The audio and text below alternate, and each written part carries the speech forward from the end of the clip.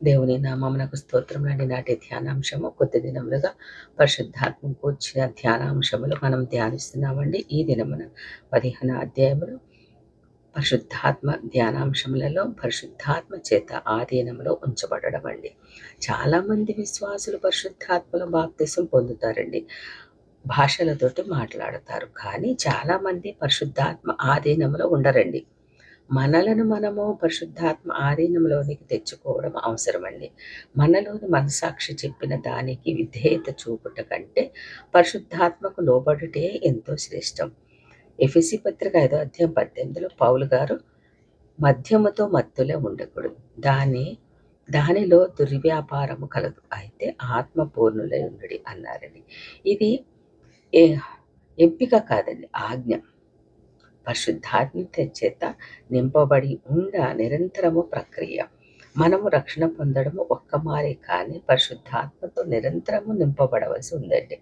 పౌలు దినదినము చనిపోచున్నట్లుగా ఆ విధముగా నింపబడుచున్నామని అన్నారండి. ఎవరో అన్నారు, ఎందుకంటే కారిపోవడం వల్ల అని శరీరము నిత్యము మరణ స్థితి నుండి తనంతట తానే పునర్జీవింపబడుతుందండి. ప్రతి విశ్వాసి ప్రతిరోజు చేసే పోరాటము శరీరము, ఆత్మ, ఈ రెండు స్వభావములు మనలో ఉన్నంత కాలము ఈ పోరాటం కొనసాగిస్తూ నింపబడవలసిందే అండి. గల్తీలకు రాసిన పత్రిక 5వ అధ్యాయం 25వ వచనంలో ఈ విషయము తేటతెల్లమవుతుందండి. ఆత్మ లోపల నివసించడము, లోపల నింపబడము అనేవి రెండు విడివిడి విషయాలండి. మనము ఆత్మలో నివసిస్తున్నాము, ఇది రక్షణ. ఇది మనము లోపల నివసించడము, మరియు ఇది ఒక్కసారి జరిగిన సంభవం.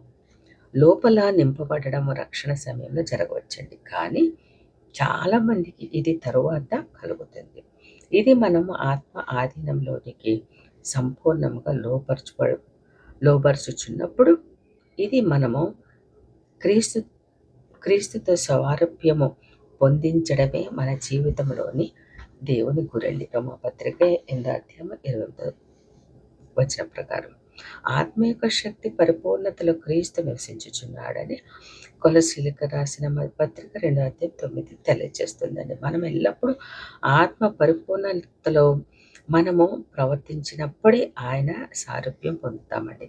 గల్తీలకు రాసిన పత్రిక 2వ అధ్యాయం 20లో, యోహాను సువార్త 1వ అధ్యాయం 16వ వచనం పోల్చి చూస్తే మన ప్రకృతి మానవుడిని చంపడం ద్వారా ఆత్మతో నింపబడతామండి. ఈ లోకమైన మనుషులు ఒక ఆలోచనలను మనం చంపుకోవాలండి. దేవుని యొక్క ఆత్మను నింపి, దేవుని యొక్క ప్రవచనంలో, దేవుని యొక్క వాక్యములతోటి మనము మన ఆత్మను నింపుకోవాలండి. పౌలు గారు అన్నారు, జీవించువాడను నేను కాదు, నాలోని క్రీస్తే.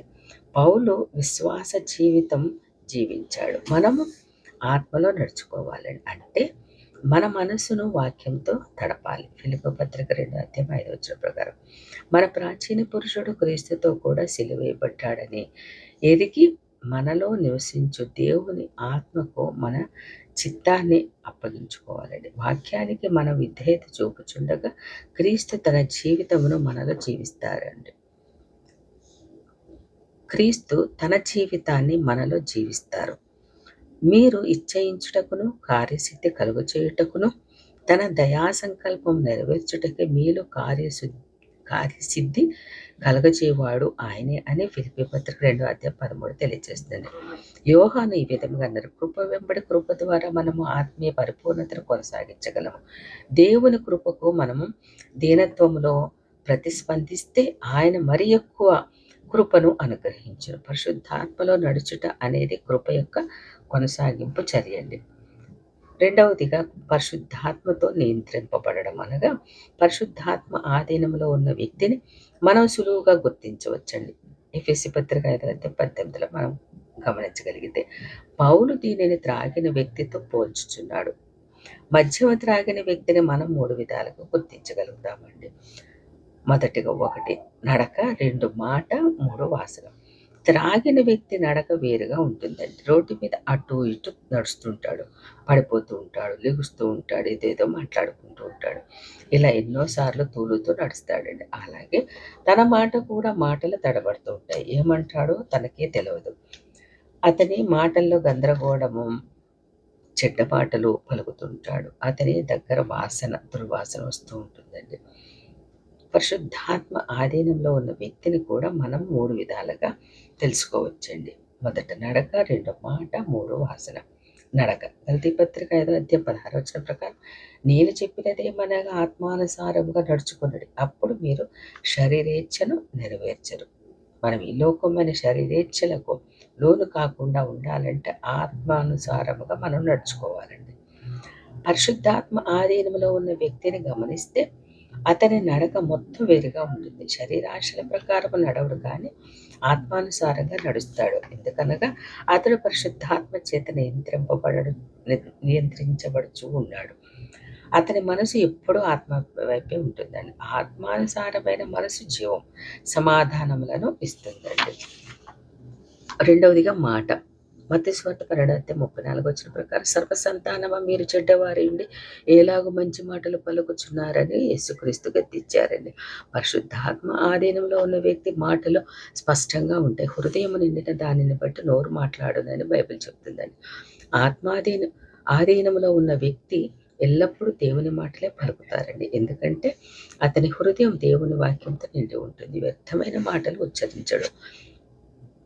మూడవది వాసన అండి. కొరింథీయులకు రాసిన 2వ పత్రిక 2వ అధ్యాయం 14-16 వచనాలలో, మా ద్వారా ప్రతి స్థలమందును క్రీస్తును గూర్చిన జ్ఞానం యొక్క సువాసనను కనపరుచు ఆయన యందు మిమ్మల్ని ఎల్లప్పుడూ విజయోత్సాహంతో ఊరేగించుచున్న దేవునికి స్తోత్రం. రక్షింపబడు వారి పట్ల, నశించు వారి పట్లను మేము దేవునికి క్రీస్తు సువాసనే ఉన్నాం.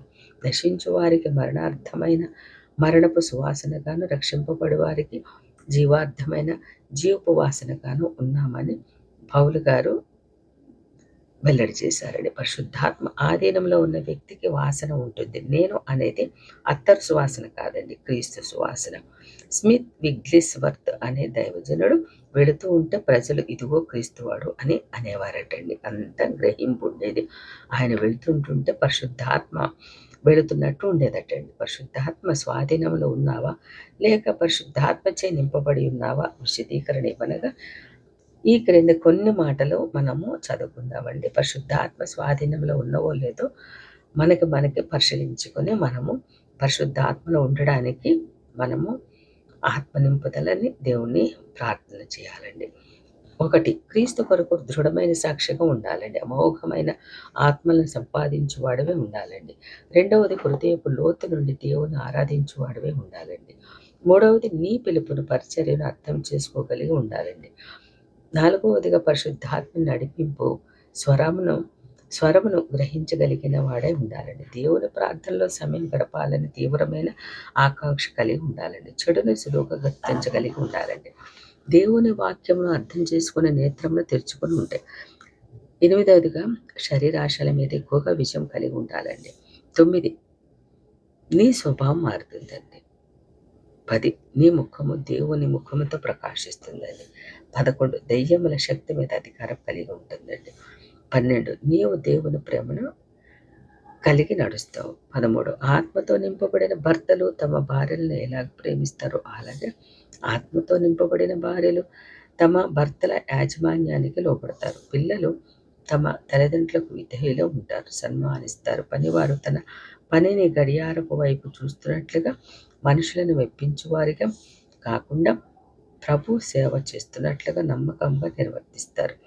క్రీస్తును గౌరవిస్తున్నట్లుగా వారి కార్యములలో ఉన్న వారిని గౌరవిస్తారండి. ఇటు రీతిగా దేవుడు అనేకమైన పరిశుద్ధాత్మ గురించి మనకు నేర్పిస్తున్నారండి. ఈ దినమున పరిశుద్ధాత్మ ఆధీనంలో ఉంటే మనం ఏ విధముగా ఉంటామో అని మనకు తెలియజేసినందుకు దేవునికి వేలాది స్తోత్రములండి. ఆమేన్.